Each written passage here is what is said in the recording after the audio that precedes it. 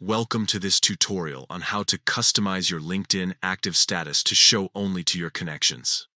This feature is a great way to manage your visibility and control who can see when you're online. Let's dive right in and explore how to set it up on your PC. First, head over to linkedin.com and log in to your account. Once you're logged in, you'll see a variety of options at the top right corner of your screen. Look for the Me icon, which is usually represented by your profile picture or initials. Click on this icon to open a drop-down menu. From the drop-down menu, select Settings and Privacy. This will take you to a page where you can manage various aspects of your LinkedIn account. On this page, click on Visibility from the left-hand menu.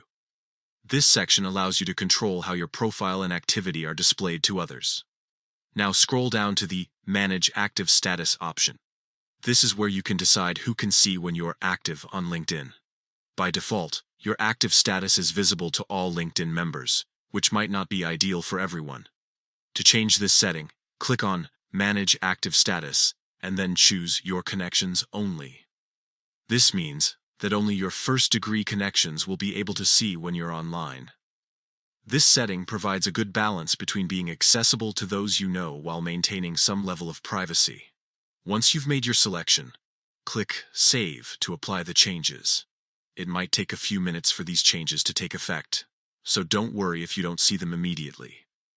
By limiting your active status to just your connections, you can better manage your time and interactions on LinkedIn. This feature is especially useful for those who want to be available to their professional network without being overwhelmed by messages from people they don't know. That's it.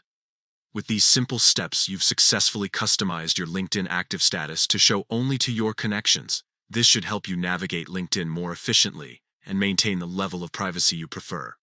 Thanks for watching, and we hope you found this tutorial helpful.